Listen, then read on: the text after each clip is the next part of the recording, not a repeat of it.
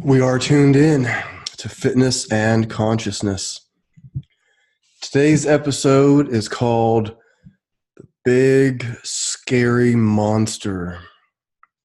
So, what is the big scary monster in your life? Is it maybe it's your husband? Maybe it's your wife? Maybe she's a 5'3", 110-pound big scary monster.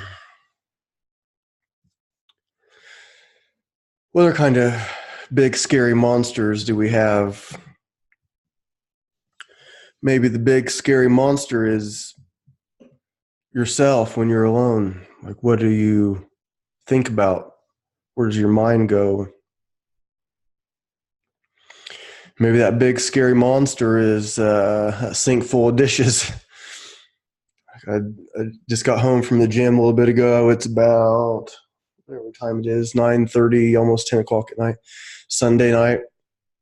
And I get home and I look at it's like dishes in the sink. And it's like, nobody did the dishes. Like, I live by myself, but so it's like I'm that nobody that did the dishes, or I'm the nobody that didn't do the dishes. So I'll do them later. Whatever. But that's not so much of a big scary monster, is it? Maybe the big scary monster is your boss at work. It may be what other kind of big scary monsters are there? So there was I gotta be kind of careful how I explain. There was this woman that I met not too long ago. I don't want to give the context or anything, but found out like we have a lot of interesting things in common, and so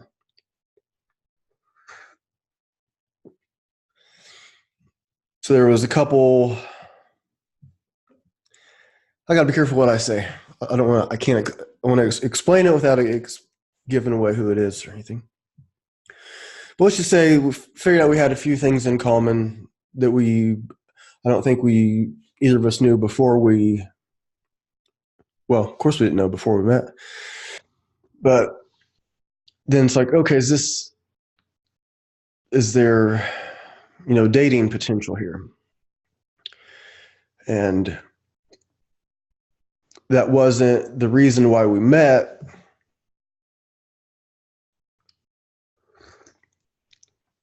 But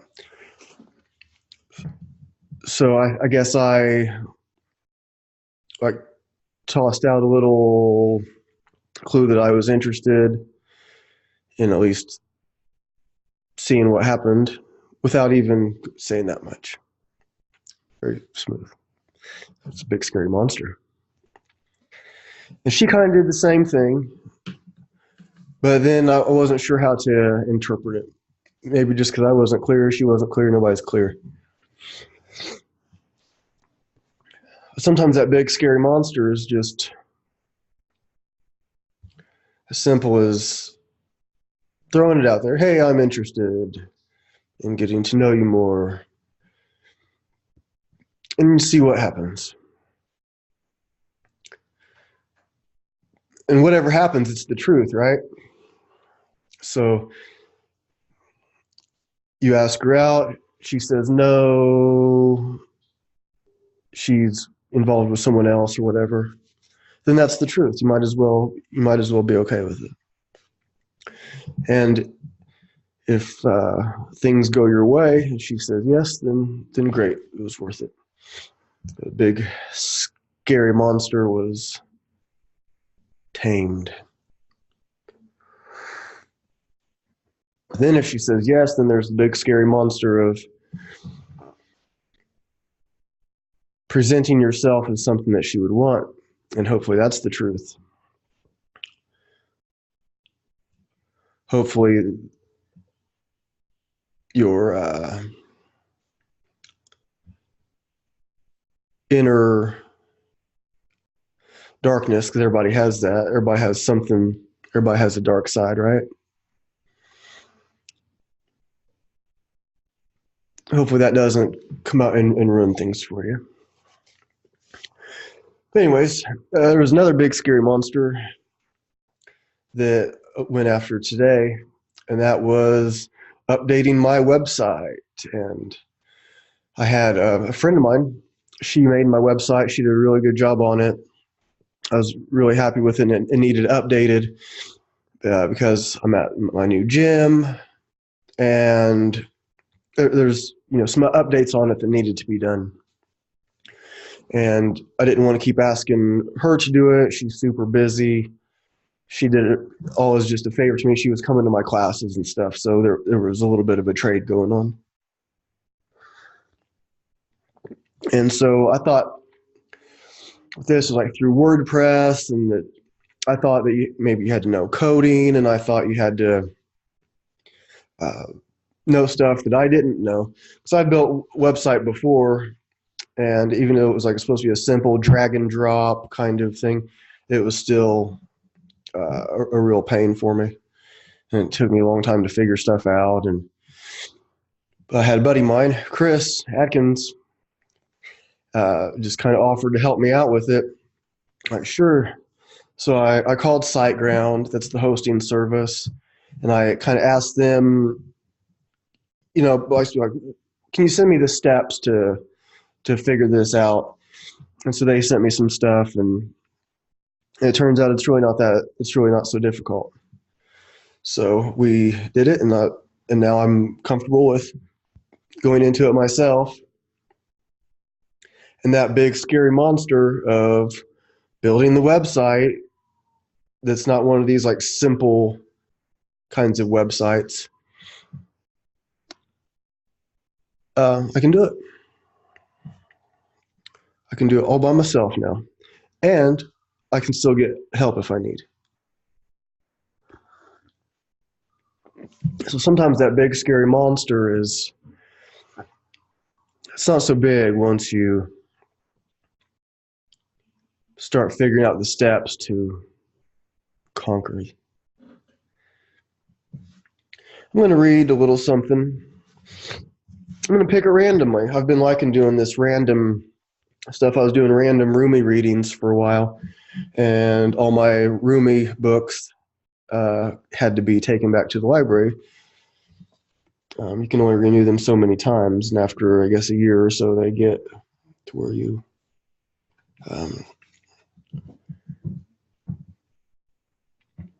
this is from Walt Whitman, Earth, My Likeness, Nature Poetry of Walt Whitman. This is from Our Old Fuelage. It's just an excerpt from that. The camp of Georgia wagoners just after dark, the supper fires and the cooking and eating by whites and Negroes.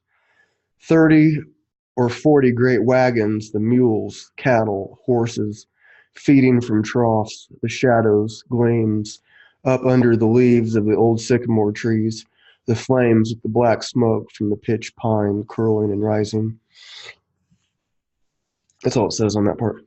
So a word stuck out. The word Negroes stuck out to me, right? I wasn't expecting that. I just read that.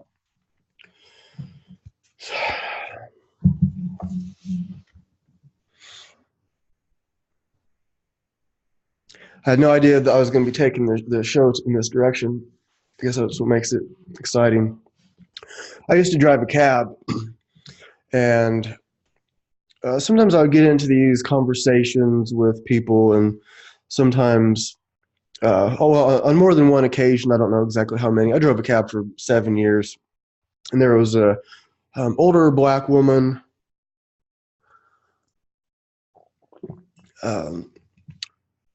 at least 70 some years old. Let's say maybe she was even 80 something. And I don't know what brought it up exactly, but the term African Americans came up, and whether or not that was the right word or the right term for black people, or whatever we're supposed to call them. Have to have some kind of name for them, right? It's ridiculous. Or maybe it's not. But she said, guess what she wanted to be called? She said an American Negro. And I said, well, that wouldn't sound right coming from me, though, would it? She goes, well, it depends who you said it to. But in her mind, her opinion, her perspective, her preference was American Negro. She identified, that's how she was identifying herself, or identifying her. What is that? It's not herself exactly, is it? It's her.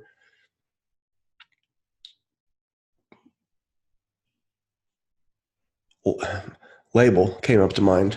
Labels, huh? It's so bizarre, really. But I thought that was kind of cool that she said that. So, but she wasn't the first one that said that. Um, there was another older black woman. She was in her 90s, I think, and she said something like that too. But she had some like Native American in her also. I think she said American Negro also. I think American Negro was. I think that exact term came up a couple times, and there were some variations on that. But they didn't want to be called African anything. They were. I'm not sure if proud is the right word, but at least there's some pride in being from America. And we're talking about people that are old enough to live through those. Like one of them, the one that was 90 something, her grandma was a slave. Yeah. Yeah. It was, did you say her mother, her grandma? So it would have been, I think it would have been her grandma and maybe her mom when she was young. That's, can you imagine? I mean, it's not really that long ago, but she still wanted to be referred to, if we're going to refer to her as something, American Negro.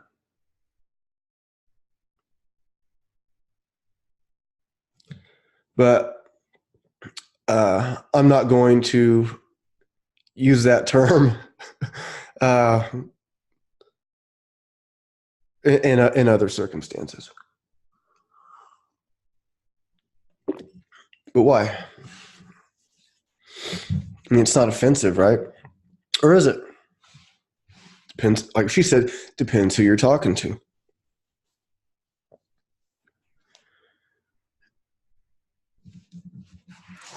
Enough about that. We're all the same. We're all the same. We're all different, and we're all the same. So this book here, it takes like parts of a bunch of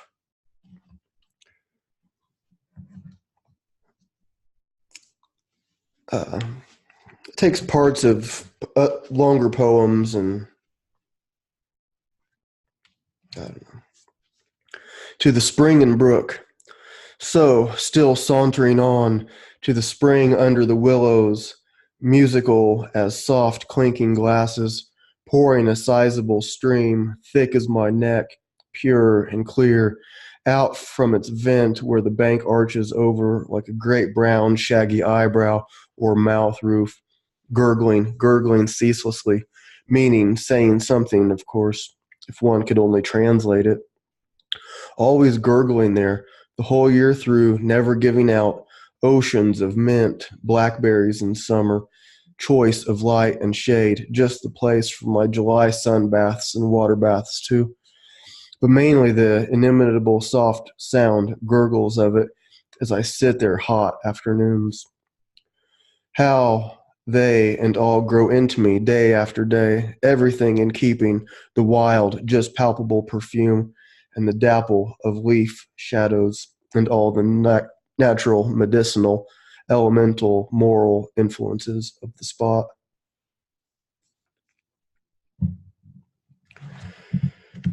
Some interesting stuff here.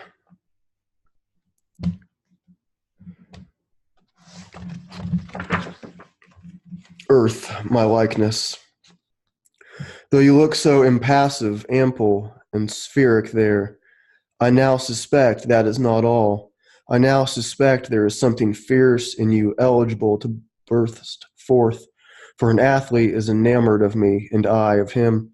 But toward him there is something fierce and terrible in me eligible to burst forth. I dare not tell it in words, not even in these songs. That's interesting, right? But toward him there is something fierce and terrible in me eligible to burst forth.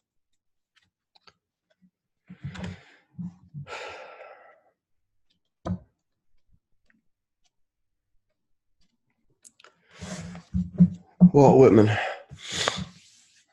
Now, this big scary monster idea of mine, I was, thinking of these different big scary monsters that we encounter. And so much of life is that. Or we can see things that way. And like part of it was, this podcast. So the podcast, it's called Fitness and Consciousness. Well, most of the shows are not about fitness, but in another way they are. If you're talking like, maybe there's like mental fitness, there's, if we're stretching the word of fitness out, which is what I intended to do from the very beginning. But most of the shows are about like consciousness kinds of subjects and just different perspectives and the way to look at things. Like when Chris was looking at my website tonight, like on the front, like the homepage, it says from beginner to athlete. And that was actually something that my web builder put on there. And, like I said, she was taking classes from me for a long time. And then he mentioned that it's like a double meaning, which I don't think that I ever saw it like that before. But as soon as he said it, I got it. I'm like, oh, you're right. He said, yeah, because people can start as a beginner or they can start as an athlete. And I can help out and help anyone improve. But you can also start as a beginner and move into an athlete. So it kind of has like this double meaning to it. I forget what I was going with that. Oh, but anyways, that's what all the shows are about. It's about breaking down these words, breaking down these phrases, these ways of thinking that, when we say something to someone, how do they hear it? Is it how we meant it? I think a lot gets lost in translation. I think we can say something simple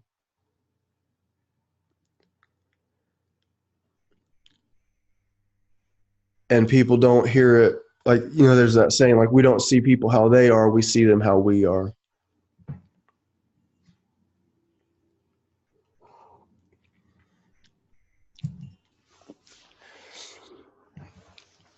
So big, scary monsters.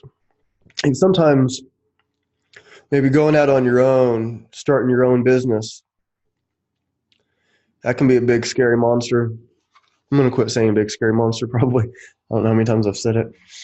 But that's what the show is. So we'll see how it goes.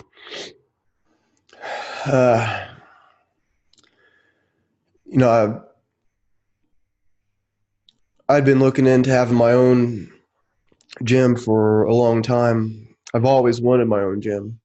Going back, I started as a personal trainer in 1999. It's over 1,000 years ago. No, it's not 1,000 years ago, but It's the last millennium. So that's 1,000 years. It's math. But why didn't I do it back then? It was almost. I don't know if it would have been. You have to kind of like get your mind right. You have to. What I was trying to do for a while was. It's like, yeah, I have steady clients in place. So when I do move in to my own place, it's the right amount of money. It's the right amount of, clients coming in. It's the right space. It's everything needs to be functional. And I spent a fair amount of time, so I knew I had to change the way my mind works, because we can't.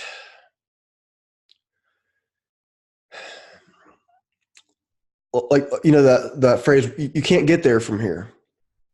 So there's different ways of thinking. Like there's, most of the time that awesome singer is not the songwriter. Of course, there's people that write their own songs, but a lot of times that great singer is singing someone else's songs. Elvis. Was he writing all of his songs? Nope. What about the Grateful Dead?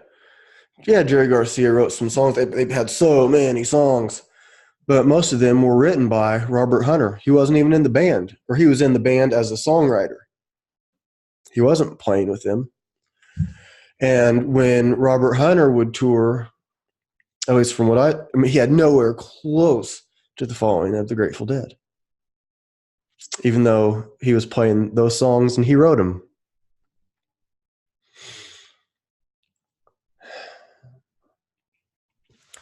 Right, David Gilmour, who's the guitar player for Pink Floyd and lead singer and guitar player for Pink Floyd, not the songwriter.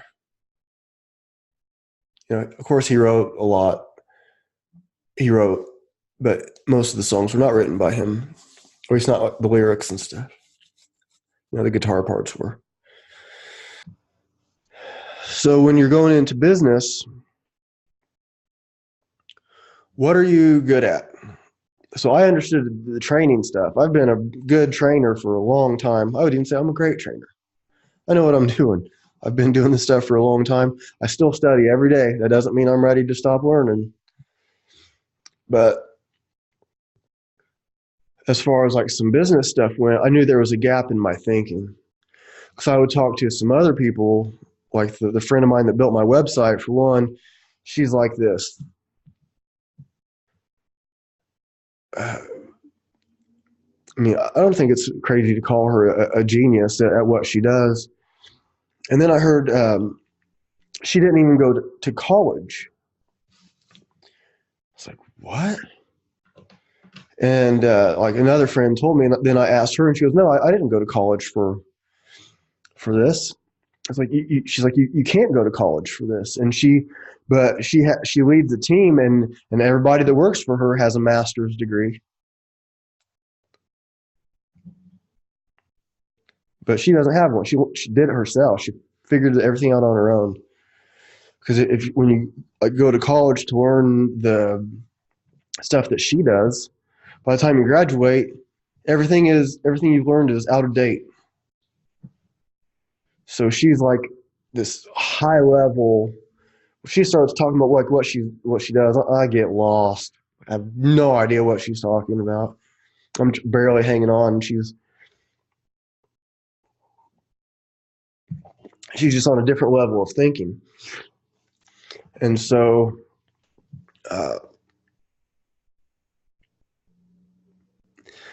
when I knew I was getting closer and closer to starting my own business, I started getting a lot of business books, a lot of books about money, a lot of books about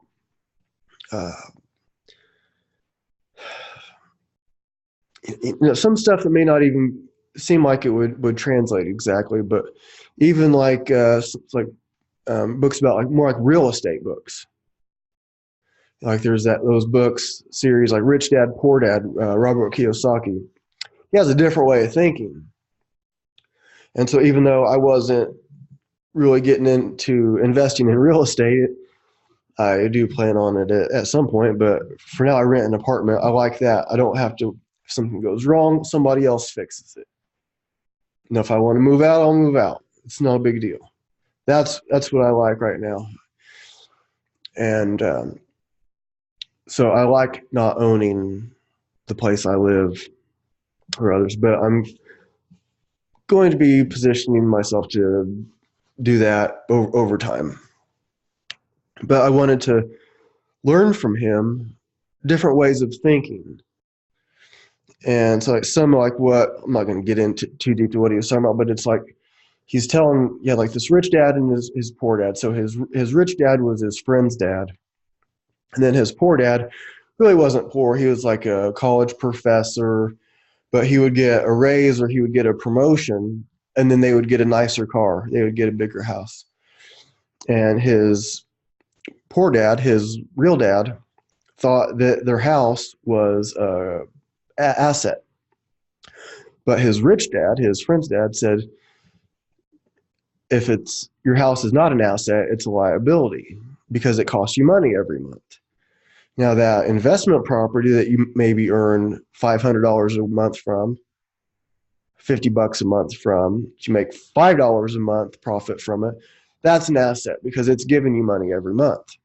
That car, it's not an asset because it doesn't give you money.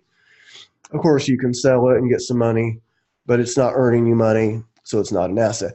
So it's just kind of like some different ways of thinking.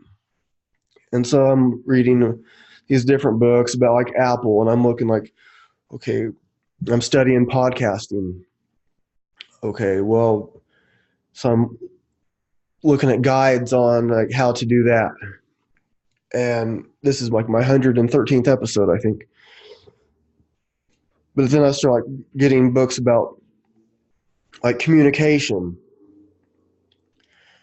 presentations. So I was like, the presentation secrets of Steve Jobs. Somebody else recommended to me a book called Start With Why. It ended up being about Apple. I didn't know it was about Apple, but Apple is a good company to study if you're trying to learn stuff. And so I knew I had like my specialty, the stuff that comes naturally to me, and I'm able to study and get better and better, and that's the training stuff. And then take this other stuff that's not my specialty and learn it. So it's the guitar player, singer, has trouble writing lyrics, but he's figuring it out. He's figuring it out and practicing and just changing the way the thinking works. And kind of the way that thinking goes is you can't just like read a book and then understand it. Okay, you can kind of do that, but you read the book and then you're thinking about it. You hear a paragraph and then you start thinking about it, and those new mental pathways create your new life pathways. Okay, so everything starts with a thought. I'm going to take a drink of coffee, and then I raise my arm up. I reach for the coffee. I pick up the coffee. When say you have a thermos of coffee, a tumbler, I think, whatever they're called. And so you have your coffee in there, and you can't see where the coffee is. So you start to tilt it back just a little bit, because if you do it real fast, you're gonna burn your mouth. So you do it just a little bit, and it takes kind of a relatively long time to get that first sip because you're figuring out how much to go. Well, then the next time you take a drink, you got it. You got it figured out. Am I making sense? Is that making sense?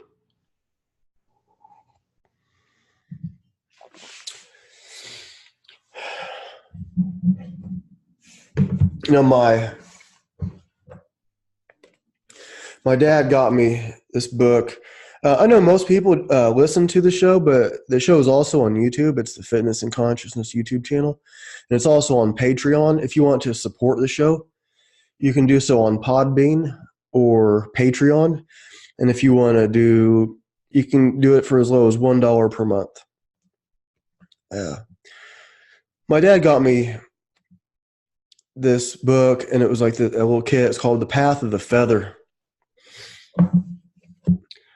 So he gave it to me. I'm not sure how long before he died. So he died in 2005. I'm not sure if he gave it to me maybe a year before he died. But I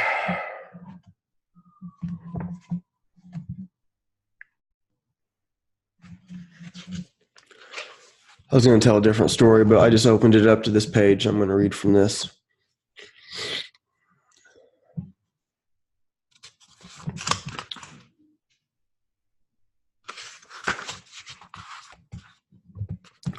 So the feather is a symbol of spirit and being on the right path. You have come to the place in the center of your medicine wheel, the path of the feather as a way of being. Your feather is a symbol of your spiritual and shamanic journey. Being on the right path means that whatever you are doing is right action. That makes sense, right? It is about trusting that what you are doing is right for you and for the earth. The feather is a symbol that earth honors you, recognizes you, and gives you a gift from its body for what you do. The gift of the feather is the earth's way, in its most gentle form of honoring you. In 1999, a group of First Nations people marched 500 miles in the dead of winter from South Dakota to Yellowstone National Park in Wyoming to save the last herd of free-roaming buffalo. They walked each day in the cold, in the snow. Their elders walked with them. Children wrapped in blankets echoed the past marches across the plains for centuries. At Yellowstone, they made a circle and performed a Sundance buffalo ritual that had never been seen by non-indigenous people and had not been done for 100 years. A man dragged a buffalo skull around the circle. His commitment and the commitment of his people to what they believed was awesome. The pilgrimage and ordeal they underwent to manifest was extreme. Right action comes from commitment. Your life is a symbolic act no matter what you do. You do everything in spirit space. You can't take anything with you when you die. We have nothing except faith in ourselves and the commitment to manifest our own life. To do right action, let something flow through you from the Great Spirit with commitment. Make a difference by doing something that is not solely for you. Do something that is bigger than you. Do it generously. The contemporary shaman does ritual and right action at the same time. He or she is inside the opening where a moment is born within her heart. And the shaman enters that moment and helps create it on earth. The shaman acts within the dream that gives birth to the moment. Then they open their eyes and see the earth. This is shamanic visioning. This is seeing her vision on earth. They then must do action to manifest it. The first action is making sacred space. The second action is finding out what you are to do on the vision quest. The third action is manifestation through prayer and visioning. The fourth action is doing right action. It goes on. So my dad got me this book, and it came with a medicine wheel kit. And it had these on the pieces for the medicine wheel. It had the symbols of the animals on it. And I didn't open it for a long time. It sat on my bookshelf. And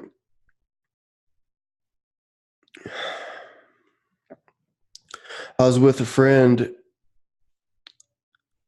and I found these shaman stones at this store called All My Relations, which I later found out was indigenous American term for, everything is all of our relations. Like everything in the earth is like a part of us. We're part of it. This was many years ago. And so I got these shaman stones, and they blew my mind, and you could feel the energy between the stones. And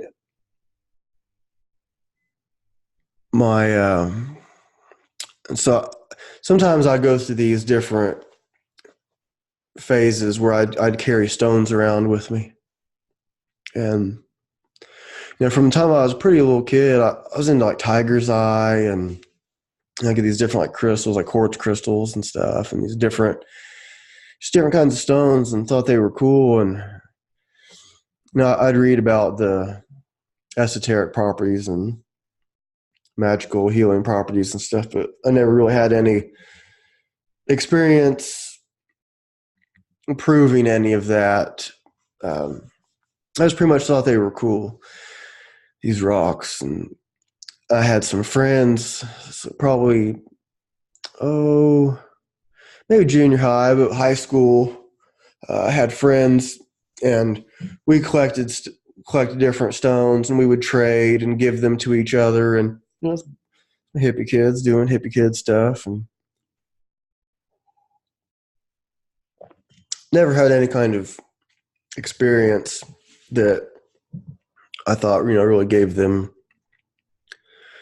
credibility, something powerful. It's just something cool. Look at these stones. And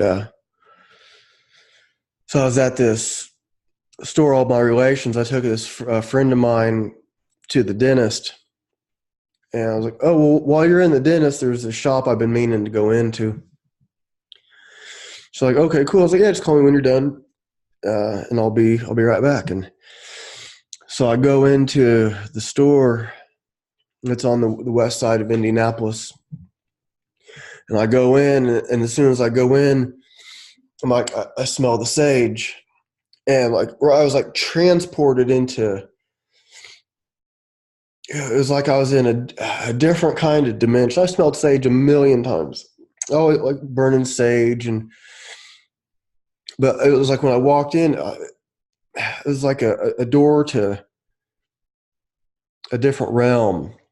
And so then the lady that's walking around with the sage, she asked me if I wanted smudge. And I was like, sure. So she goes around, she's smudging me. I'm lifting up my arms, and she's going around me, and I'm like, cool. And so I start walking around, and they have all kinds of like big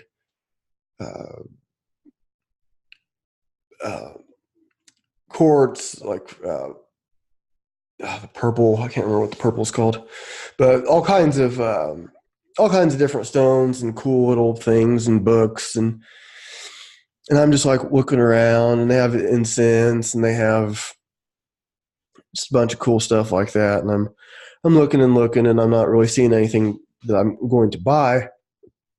And I was like, I felt pretty like weird in there. This is like perfectly sober. I don't smoke. I don't drink. I don't do any kind of.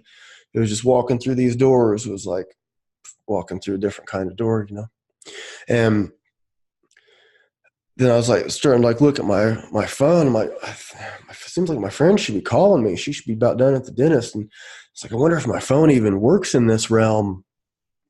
It's like maybe I should just go back and wait for her at the dentist. And so I was walking. I get up to the front by the counter, and I see this little basket of stones, and it says like Moki Shaman stones.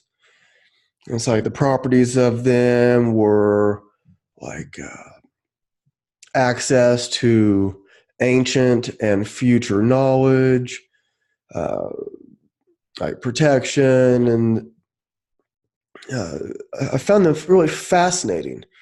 And so I picked one up. I was gonna buy one, and I'm still in this like different kind of state of consciousness here.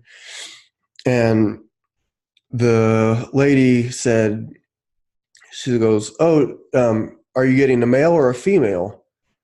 And I was like, I don't know. What should I get? And she said, get a female. And I said, well, what's this one? She said, that's a female. Like, okay, cool. Picked the right one. So I buy it, and I'm just like fascinated by this thing. It looks almost like a flying saucer kind of shape. And then I take it and I go to pick my friend up. I get out to the dentist, and I'm Googling these Moki shaman stones. And I'm just reading about all this fascinating accounts of what they do, what they are. And I see it says that, they pair up, and then you can feel the energy between the two of them. Like they work better in pairs, a male-female pair.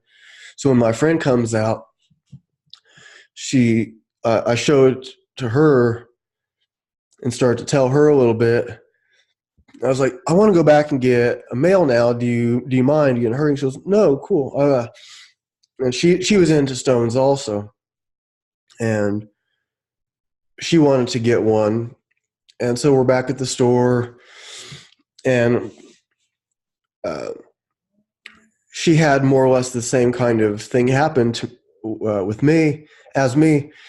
Like she was picking one out. The lady said, are you getting a male or a female? And she was, I don't know, what's this? And or what should I get? She said, get a male. And she said, what's this? It's a male. And so the males the males are shaped more like the flying saucer. The females are more round, spherical. And so I was like, okay. So she had like the same thing happen, and we didn't have that conversation before. The male female thing, or well, how I got mine, didn't have that conversation. And so she gets one,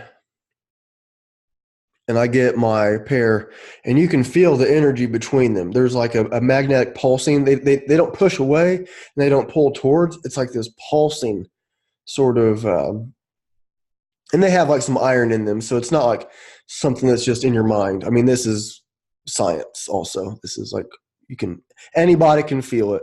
And once you get it going, it's crazy. So I get that by the time, so I drop her off at her place. By the time I even get home, she's sending me a message. She wants to go back the next day and get a female. And so we do that. So, well, I pick up this blind friend of mine. And so I'm driving the cab. Okay. I met him driving the cab. And, he's like, I guess he's like a straight kind of Christian guy, not into magic rocks and stuff. And so I say, what do you think about these? I didn't tell him anything about them at all. So what do you think about these? And he just held his hand out. He can't see anything at all. And he told him, and he's like, oh, wow. Oh, wow. He goes, oh, these are for healing. And he's telling me all about, if you Google them, that's what he said. And he'd never heard them before. I didn't tell him anything except, what do you think about these? And so then I showed him, oh, you can, like hold them. Then I started like telling him a little bit. After he told me about him, I was like, yeah. And then, hold them apart a little bit, and you can feel the pulsing energy. And he hands them back to me, and they are very warm. I mean, almost hot. And I was like, oh, wow, these are really hot. And he goes, oh, yeah, I really got them going. Like, okay, that's cool. This other friend I was picking up, she had diabetes, and when she woke up in the morning, her blood sugar would be about 200. And I showed them to her, and it was like the same thing. What do you think about these? Didn't say anything else. And she's playing with them. She's like, what is this? Is this some kind of healing thing? I didn't tell her anything about them, but she knew. And basically, if you Google them and you look up what they say, that's what she said. I'm like, okay, that's cool. So I let her borrow the pair of them. So normally when she wakes up, her blood sugar is 200. I put the exact numbers that she told me on Facebook. This was years ago. But so the night or the morning after she borrowed them, she gets up, she checks her blood sugar. It was like 137. And I was like, oh, were you expecting it to be low? And she goes, no, I thought it would be high because I was drinking juice and eating candy the night before. Like, okay, wow. She goes, yeah, it was crazy. And she just slept with them by her. The next day, it was like 120 something, same thing. The next day, it was down to like 117. She gives them back to me, and it goes back up to 200. And so crazy. So I show them to my mom. I got my mom a pair, and she's holding them. And she's like, oh, I can feel the energy going up my arm. And basically, if you Google what it says, that's what she said. Just amazing. So I was like looking for and I let somebody else hold them, and she's like, oh, I feel like I just took a hit off a joint or something. And so she wanted a pair. And like these things are just like blowing my mind. So before I've been into stones and stuff since I was a kid. Never had anything like this happen with any kind of crystals or other sorts of stones. And I wanted a bag to carry them around. I gave, my girlfriend at that time, she has the first pair. I hope she still has them. The first pair that I got. And I have one pair, a big pair. But at that time, I was looking for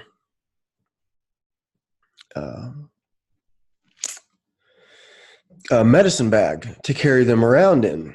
And so I went back to that store and couldn't find them. I just wanted like a simple, plain, like off-white canvas kind of medicine bag. Seemed like it would be a very simple thing to find. I went to a few places, couldn't find one. And then I'm at home and I look over at my bookshelf and I see this book that's still in the kit with the medicine wheel. And it hadn't been opened. And I'd already had it for years, 10 years. And I went over and I grabbed it, this thing that hadn't been opened, even though I've had it for so long. And I looked at the back of it and it said it had a medicine bag in it. And so I opened it up and that was the exact medicine bag I'd been looking for. And so I carried them around in that, and I started carrying some other stones. And then it got to be like, oh, I just have like this bag of stones. It is too much stones to carry around. And I try to like not carry around so many. But it's pretty amazing that like, you know,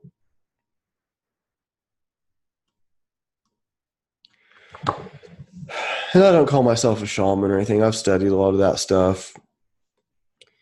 I think the word shaman maybe gets a little thrown around too much. So I just opened it up. I just opened it up to this page. It says, what is a shaman? One of Michael's teachers, Rolling Thunder, told him this story. Rolling Thunder was up in the mountains watching a road being built. The road was next to a sacred tree that was the grandfather tree. The plant spoke to him. He knew that the tree was not to be touched. There was a bulldozer there that was about to push down the tree. In his mind, he said a prayer, and the bulldozer stopped. The bulldozer did not work the next day or all the next week. He kept praying. The road was delayed. The ancient tree was saved. Rolling Thunder said, this work is very powerful. It can change the weather. It can save a forest. It can stop a bulldozer. That is the power of a shaman. The shaman is the man or woman who sees into the sacred world. The shaman goes inward and brings his or her visions to the ancient spirits and spirit animals outward to the world as ceremony and ritual. By this process, most similar to prayer, imagery, and art, the shaman heals himself, others, and the earth. By having visions of healing and by doing sacred rituals, the shaman makes the visions come true. The shaman goes into the world of the spirits and can act there. The shaman can affect the spirits, talk to them, and have them as helpers, or if they are a cause of illness, retrieve the soul. That is how the shaman heals.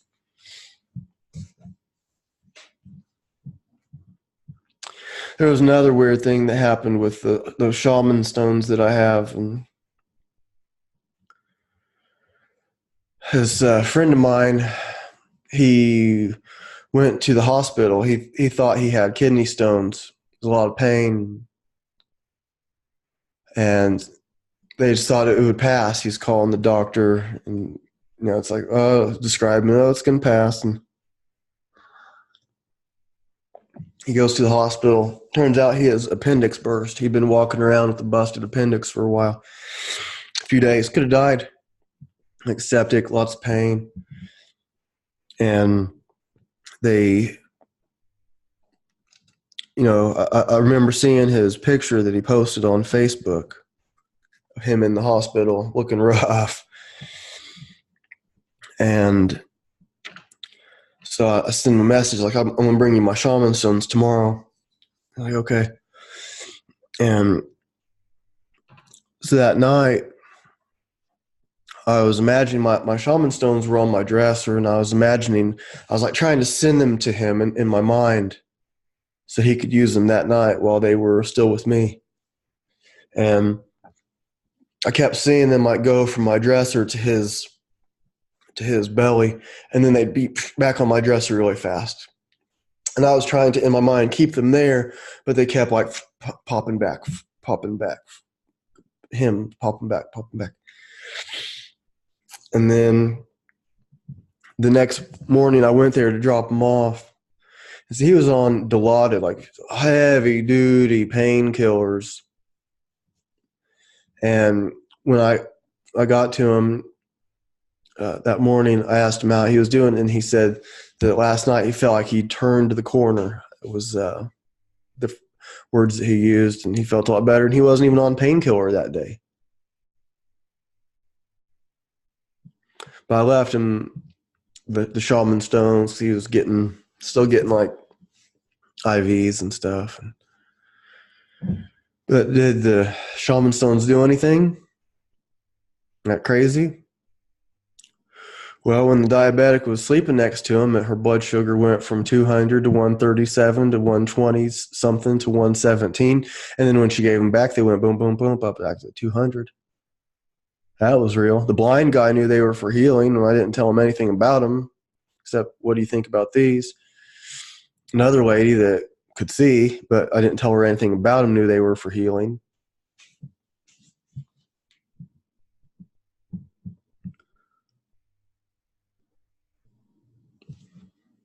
Whatever.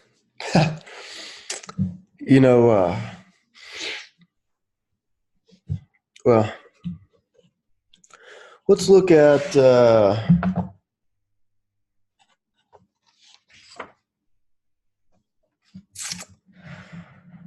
from the Prophet Kahlil Gibran. I just opened up randomly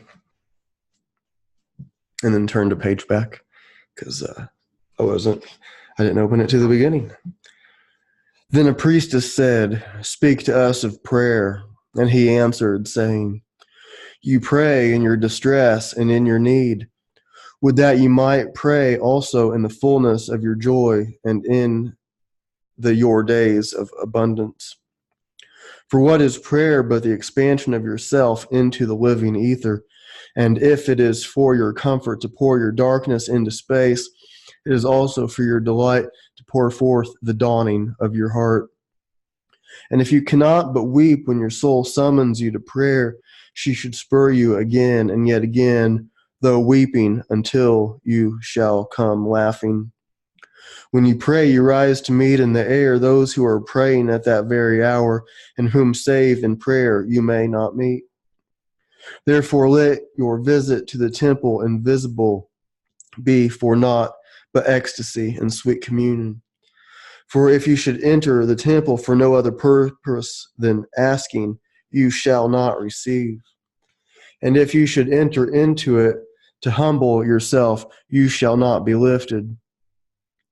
Or even if you should enter into it to beg for the good of others, you shall not be heard. It is enough that you enter the temple invisible. I cannot teach you how to pray in words. God listens not to your words, save when he himself utters them through your lips. And I cannot teach you the prayer of the seas and the forests and the mountains. But you who are born of the mountains and the forests and the seas can find their prayer in your heart. And if you but listen in the stillness of the night, you shall hear them saying in silence, O God, who art our winged self, it is thy will in us that willeth. It is thy desire in us that desireth. It is thy urge in us that would turn our nights, which are thine, into days which are thine also. We cannot ask thee for aught, for thou knowest our needs before they are born in us. Thou art our need, and in giving us more of thyself, thou givest us all.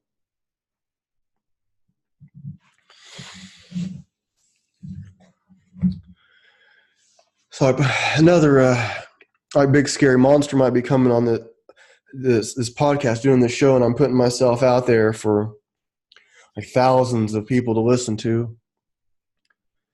And over the amount of time, over the 112 episodes, so many thousands of people have heard this show. It's, I don't even know what the word is for it. But like today I came to this show with no notes. And hopefully you're not like, well, obviously.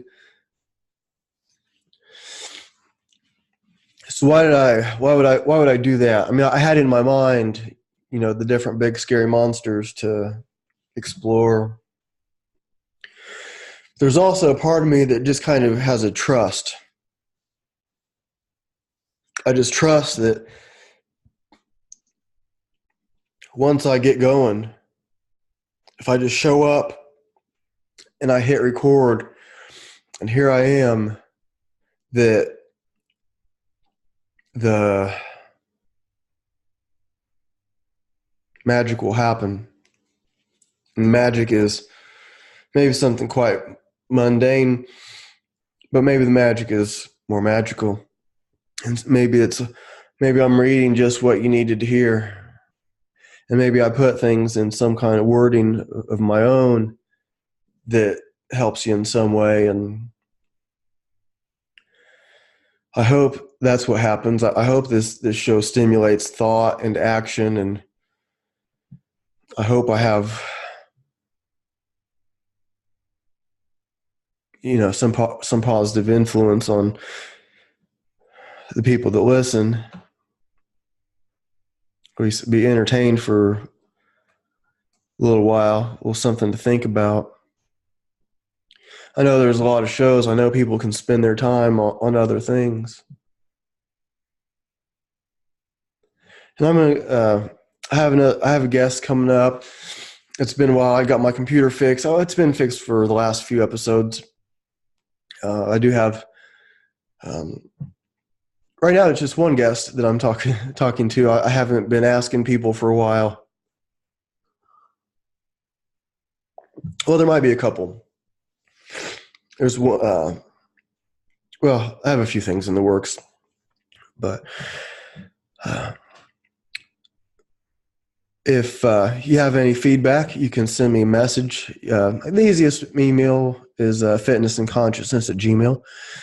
If you would like for me to talk about a subject, maybe it has to do with training, physical training, martial arts, maybe it has to, whatever it has to do with. If you want to hear me do a show about it, just send me a message. We'll see what I can do. Most the feedback of the show is really positive. I'm really glad people listen and like it. I think I will just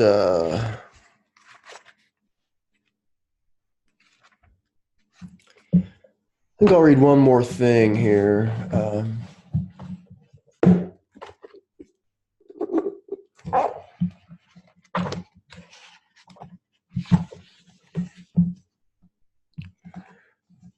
Perfections. Only themselves understand themselves, and the like of themselves, as souls only understand souls. So Walt Whitman, 1860.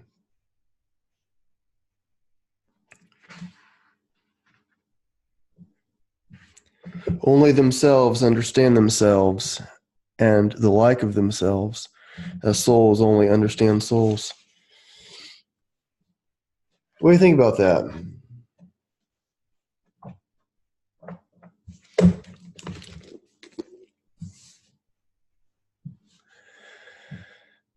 I think about that a lot, like understanding people, and like towards the beginning of the show, I was talking about that woman who I may be interested in.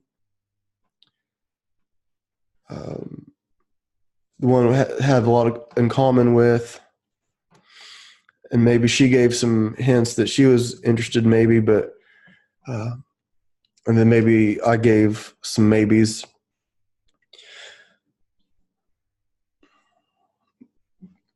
And that stuff that we had in common, is that good enough? Is that even important? Yes, I think. Be able to like understand each other, and I think we had like some similar, like not the some very similar spiritual outlooks, morality stuff. I don't want to say too much. There was this other, so I'll only go out with one woman at a time, even if it's at the very beginning.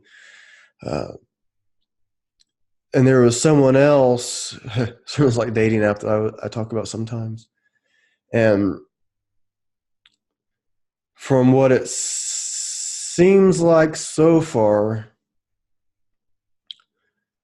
she doesn't have those things in common. She seems to be like a sweet person and attractive, but maybe not on the same page at all spiritually. And